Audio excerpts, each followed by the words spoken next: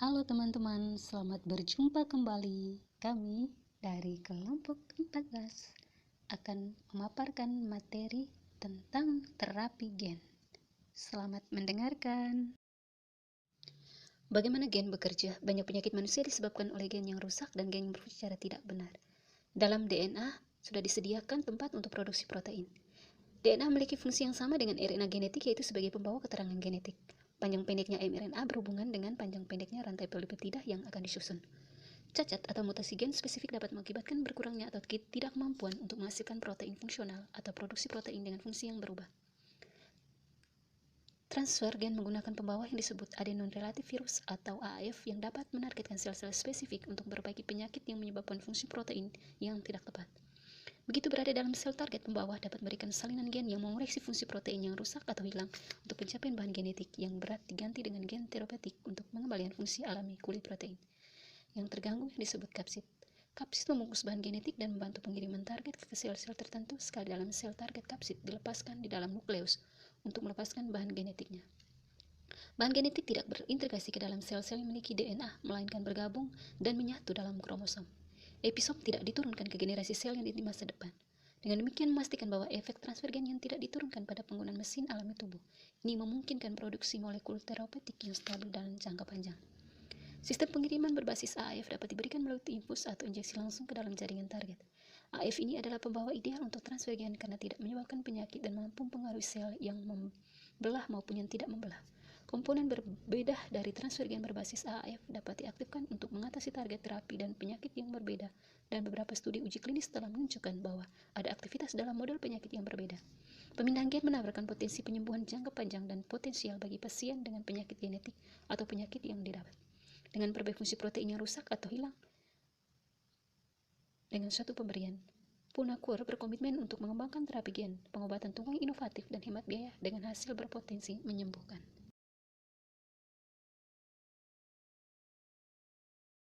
Ada sejumlah gangguan yang dapat ditelusuri ke satu gen yang rusak. Beberapa mutasi telah muncul dan mengubah produk dari ekspresi gen, dan hasilnya di mana protein tidak menjalankan fungsinya sebagaimana yang dimaksud, dan menciptakan masalah bagi sel itu dari ekstensi dan organisme. Tetapi, bagaimana jika dapat memperbaiki gen ini? Bagaimana jika alel normal dapat menggantikan gen yang rusak? Ini tentu akan memecahkan masalah untuk sel itu sendiri, dan bagaimana bisa untuk dilakukan. Untuk setiap sel yang memiliki mutasi, akan memecahkan masalah bagi organisme yang dapat menyembuhkan penyakit secara definitif. Hal itulah yang dilakukan pada terapi gen. Contoh jenis gabungan imunodefisiensi parah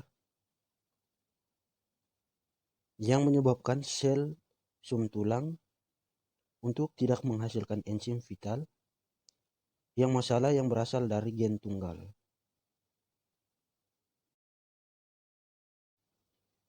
Karena sel sum tulang termasuk sel punca, maka yang memunculkan semua sel dalam darah dan sistem kekebalan tubuh bisa menjadi masalah yang besar.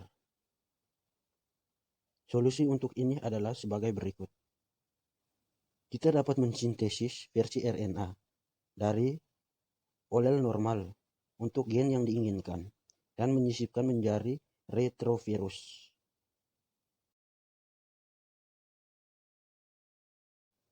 Dari penelitian yang dilakukan tentang virus, bahwa retrovirus memiliki kemampuan untuk menghasilkan transkripsi DNA, yang mana genom DNA kemudian dimasukkan ke dalam sel inang untuk direplikasi, kemudian mengizinkan retrovirus ini yang mengandung gen cloning untuk menginfeksikan sel-sel sum tulang yang telah dihapus dari pasien tersebut. Virus diambil ke dalam sel ini, dan DNA virus yang mengandung versi normal dari gen yang menarik akan dimasukkan ke dalam genom.